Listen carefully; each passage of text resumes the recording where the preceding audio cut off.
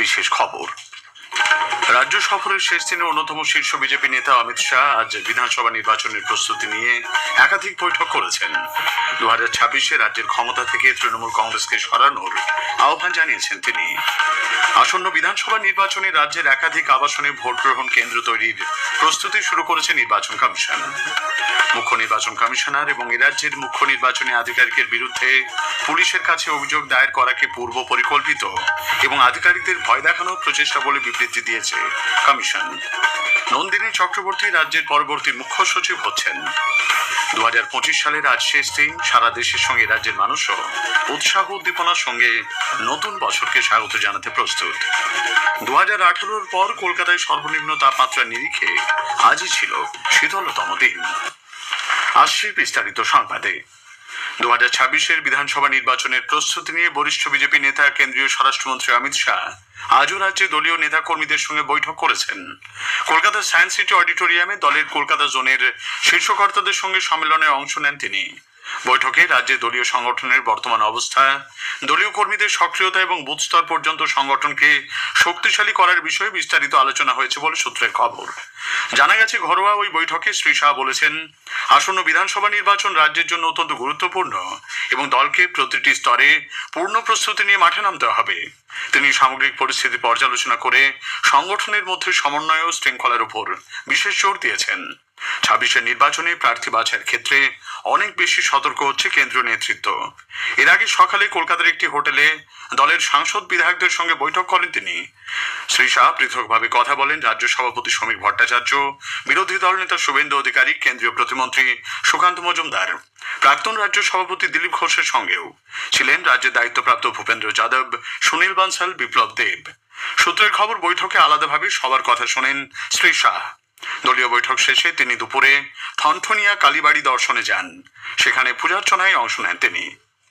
2026 সালে তৃণমূল কংগ্রেসকে রাজ্যের ক্ষমতা থেকে উৎখাতের বার্তা শ্রী শাহ দিয়েছেন বলে বিজেপি নেতা শিশির বাজোরিয়া সাংবাদিকদের জানিয়েছেন। মূল মন্ত্র ছিল 2026 ভাজপা সরকার আসবে, ভারতীয় জনতা পার্টি সরকার। আর এই যে আমরা যেভাবে বলি 2026 তৃণমূলের বিসর্জন। দেশের স্বরাষ্ট্রমন্ত্রী আমাদের মাননীয় নেতা শ্রী অমিত শাহজি যে বার্তা দিয়ে গেলেন, আগামী এপ্রিল অবধি মতগণনা শেষ হওয়া অবধি সবকিছু কাজ ছেড়ে দিয়ে শুধু আর শুধু ভারতীয় জনতা পার্টিকে জেতাবার জন্য কাজ করার আদেশ দিয়েছেন। রাজ্য সফররত কেন্দ্রীয় স্বরাষ্ট্রমন্ত্রী অমিত শাহকে হুমকি দেওয়ার অভিযোগে পশ্চিমবঙ্গের মুখ্যমন্ত্রী মমতা ব্যানার্জির তীব্র সমালোচনা করেছে বিজেপি। ভুবনেশ্বরে আজ সাংবাদিক বৈঠকে বিজেপির জাতীয় মুখপাত্র সম্বিত পাত্র বলেন, বাঁকুড়ায় এক জনসভায় মুখ্যমন্ত্রী যা বলেছেন তা নিন্দনীয়। हम आपको होटल के बाहर निकलने दे रहे हैं, वरना अगर हम चाहते तो आपको होटल से बाहर निकलने नहीं देते। यह देश के एक बड़े राज्य पश्चिम बंगाल की मुख्यमंत्री ममता बनर्जी के शब्द हैं, अपने ही देश के गृह मंत्री अमित शाह जी के लिए, कि जब पिछली बार माननीय नड्डा जी बंगाल गए थे, उनके कैवलकेड पे किस प्रकार से हमला ममता बनर्जी जी ने कराया था। बंगाल ने भी निर्णय लिया है, 2/3 बहुमत के साथ भाजपा की सरकार बंगाल में बनेगी। আসন্ন 2026-এর বিধানসভা নির্বাচনে রাজ্যের একাধিক আবাসনে ভোট গ্রহণ কেন্দ্র তৈরির প্রস্তুতি শুরু করেছে নির্বাচন কমিশন। প্রাথমিক তালিকা অনুযায়ী রাজ্যের শতাধিক আবাসনের মধ্যেই বুথ তৈরির সম্ভাবনা তৈরি হয়েছে বলে কমিশন সূত্রে খবর। গতকাল এই সংক্রান্ত বিষয় নিয়ে রাজ্যের 8 জেলা নির্বাচনী আধিকারিকের সঙ্গে বৈঠক করেন ডেপুটি নির্বাচন কমিশনার জ্ঞানেশ ভারতী। বৈঠকে উপস্থিত ছিলেন রাজ্যের মুখ্য নির্বাচনী আধিকারিকের দপ্তরের আধিকারিকরাও। এসআইআর প্রক্রিয়া নিয়ে মুখ্য নির্বাচনী কমিশনার এবং পশ্চিমবঙ্গের মুখ্য নির্বাচনী আধিকারিকের বিরুদ্ধে পুলিশের কাছে 2টি অভিযোগ দায়ের হওয়ার প্রেক্ষিতে নির্বাচন কমিশন কঠোর প্রতিক্রিয়া ব্যক্ত করেছে। রাজ্যের মুখ্য নির্বাচনী আধিকারিকের দপ্তর থেকে জারি করা এক বিবৃতিতে ওই অভিযোগগুলিকে পূর্ব পরিকল্পিত, ভিত্তিহীন এবং আধিকারিকদের ভয় দেখানোর প্রচেষ্টা বলে অভিহিত করা হয়েছে। ভোটার তালিকার বিশেষ নিবিড় সংশোধনী শুনানি পর্বের কাজ সরেজমিনে খতিয়ে দেখতে আজ হাওড়া জেলায় যান রাজ্য সফররত নির্বাচন কমিশনের প্রতিনিধি দল। কমিশন সূত্রে জানা গেছে, সিনিয়র ডেপুটি নির্বাচন কমিশনার জ্ঞানেশ ভারতী এবং principal secretary SB Joshi Howrah জেলার একাধিক শুনানি কেন্দ্র পরিদর্শন করেন। এসআইআর প্রক্রিয়া নিয়ে বিভ্রান্তি সৃষ্টি করার জন্য রাজ্যের বেশ কিছু প্রশাসনিক আধিকারিক ষড়যন্ত্র করছেন বলে অভিযোগ তুলে ভোটকর্মী ও বিএলও ঐক্যমঞ্চ আজ রাজ্যের মুখ্য নির্বাচনী আধিকারিক মনোজ কুমার আগরওয়ালকে চিঠি পাঠিয়েছে।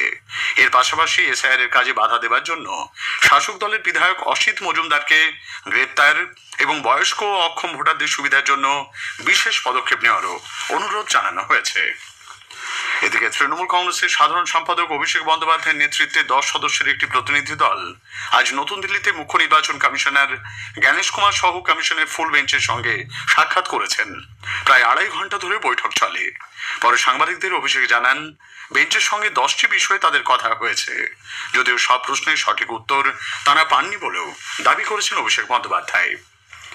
কেন্দ্রীয় সরকার বাংলাদেশ থেকে নিপীড়নের শিকার হয়ে দেশে পালিয়ে আসা হিন্দুদের নাগরিকত্ব দিতে বদ্ধপরিকর বলে বিজেপি জানিয়েছে। দলের রাজ্য মুখপাত্র দেবজিৎ সরকার আজ আকাশবাণীকে জানান, কেন্দ্রীয় স্বরাষ্ট্রমন্ত্রী অমিত শাহ গতকাল সাংবাদিক বৈঠকে এই বিষয়টি আর স্পষ্ট করে দিয়েছেন।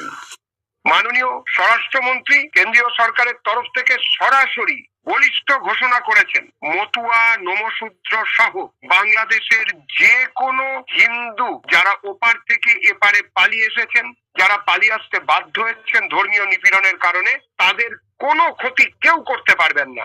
নাগরিকত্ব তাদের দিতে ভারত সরকার বদ্ধপরিকর। আজকের প্রসঙ্গে আজ শুনবেন নতুন ভারত গঠনে দেশের যোগাযোগ ব্যবস্থা নিয়ে কেন্দ্রীয় সরকারের বিশেষ উদ্যোগ সংক্রান্ত আলোচনায় অংশ নিয়েছেন পূর্ব রেলের মুখ্য জনসংযোগ আধিকারিক দীপ্তিময় দত্ত, মেট্রো রেলের principal chief electrical engineer Asim Kumar Majumdar এবং প্রযুক্তিবিদ তথা আর্থিক বিশ্লেষক সুদীপ্ত গুহ। তাদের সঙ্গে কথা বলেছেন কাশফিন নাহার। আজ রাত 9:30 অনুষ্ঠানটি শোনা যাবে গীতাঞ্জলি প্রচার তরঙ্গে। স্থানীয় সংবাদ শুনছেন আকাশবাণী কলকাতা কেন্দ্র থেকে। রাজ্যের পরবর্তী মুখ্য সচিব হিসেবে বরিষ্ঠ আইএএস আধিকারিক নন্দিনী চক্রবর্তীকে নিয়োগ করা হয়েছে। 1994 ব্যাচের এই আইএএস আধিকারিক এর আগে পশ্চিমবঙ্গ সরকারের স্বরাষ্ট্র সচিব হিসেবে দায়িত্বে ছিলেন। উল্লেখ্য, আজ রাজ্যের মুখ্য সচিব মনোজ পান্থ অবসর গ্রহণ করেন। 2025 সালের আজ শেষ দিন। সারা দেশের সঙ্গে রাজ্যের মানুষও প্রতীক্ষায় রয়েছেন উৎসাহ উদ্দীপনার সঙ্গে নতুন বছরকে স্বাগত জানানোর জন্য। 2025কে বিদায় জানিয়ে নতুন বছরকে স্বাগত জানাতে প্রস্তুত আলোকময় মহানগর। পুরনো এবং নতুনের সন্ধিক্ষণে দাঁড়িয়ে ফেলে আসা বছরের স্মরণীয় কিছু ঘটনার সারণী নিয়ে আকাশবাণী সংবাদের একটি প্রতিবেদন। শতাব্দীর সিকি অংশ অতিক্রম করে আমরা পা রাখতে চলেছি নতুন বছরে। বিদায়ী বছরে দেশে প্রতিটি জঙ্গি কার্যকলাপেরই সমুচিত জবাব দিয়েছে ভারত। কয়েকটি রাজ্যে ভোটার তালিকার বিশেষ নিবিড় সংশোধনী নিয়ে বিরোধীদের ক্ষোভ বিক্ষোভের মধ্যেই কাজ এগিয়ে নিয়ে গেছে নির্বাচন কমিশন। অতিবৃষ্টি ও হড়পামারের মতো প্রাকৃতিক দুর্যোগেও বহু প্রাণহানি ঘটেছে। এরই মধ্যে ভারতের গগনযান অভিযানের প্রথম ধাপ হিসেবে দেশের প্রথম মহাকাশচারী শুভাংশু শুক্ল আন্তর্জাতিক মহাকাশ কেন্দ্রে গুরুত্বপূর্ণ পরীক্ষা নিরীক্ষা চালালেন জুন জুলাইতে। 12 জুন আহমেদাবাদে এয়ার ইন্ডিয়ার বিমান ভেঙে 260 জনের মৃত্যু দেশকে ব্যথিত করেছে। পাশাপাশি কেন্দ্রীয় সরকার পণ্য পরিষেবা করে পরিবর্তনের সঙ্গে সঙ্গে তৈরি করেছে নতুন বিকশিত ভারত জি-রামজি আইন ও চালু হয়েছে নতুন শ্রম কোড। খেলাধুলায় ক্রিকেটে মহিলাদের প্রথম বিশ্বকাপ, পুরুষদের চ্যাম্পিয়ন্স ট্রফি ও টি-20 এশিয়া কাপ জয় দেশের বড় সাফল্য। সেই সঙ্গে দৃষ্টিহীন মহিলারা টি-20 ক্রিকেট বিশ্বকাপ জিতে ইতিহাস গড়েছেন। হকিতে এশিয়া কাপ চ্যাম্পিয়ন হয়ে ভারত বিশ্বকাপে খেলার যোগ্যতা অর্জন করেছে। এছাড়া পৃথিবীর বাস্তুতন্ত্রের দিকে নজর দিতে নাসা ইসরো যৌথ উদ্যোগে তৈরি করেছে নিসার স্যাটেলাইট। দেশ জুড়ে জাতীয় স্তোত্র বন্দে মাতরমের 150 উদযাপন শুরু হয়েছে এবারে। সাফল্য ব্যর্থতার ভিত্তির ওপর দাঁড়িয়ে 2026কে স্বাগত জানাতে কাউন্টডাউন শুরু হয়ে যাবে খানিক পরেই। অভিজিৎ চক্রবর্তী, আকাশবাণী সংবাদ, কলকাতা। 2018 পর আজ কলকাতায় সর্বনিম্ন তাপমাত্রা সব থেকে কম রেকর্ড করা হয়েছে। সর্বনিম্ন তাপমাত্রা নিরিখে আজই ছিল কলকাতায় শীতলতম দিন। কলকাতায় সর্বনিম্ন তাপমাত্রা আজ ছিল 11 ডিগ্রি সেলসিয়াস, স্বাভাবিকের থেকে 2.8 ডিগ্রি কম। দেশে ক্ষুদ্র সঞ্চয় প্রকল্পগুলি সুদের হার অপরিবর্তিত রাখার সিদ্ধান্ত নিয়েছে সরকার। চলতি আর্থিক বর্ষে চতুর্থ ত্রৈমাসিকে আগামী 1 জানুয়ারি থেকে 31 মার্চ পর্যন্ত সুদের হার অপরিবর্তিত থাকছে। শেষ করার আগে স্থানীয় সংবাদের বিশেষ কিছু অংশ আরও একবার। রাজ্য সফরের শেষ দিনে অন্যতম শীর্ষ বিজেপি নেতা অমিত শাহ আজ বিধানসভা নির্বাচনের প্রস্তুতি নিয়ে একাধিক বৈঠক করেছেন। আসন্ন বিধানসভা নির্বাচনে রাজ্যের একাধিক আবাসনে ভোট গ্রহণ কেন্দ্র তৈরির প্রস্তুতি শুরু করেছে কমিশন।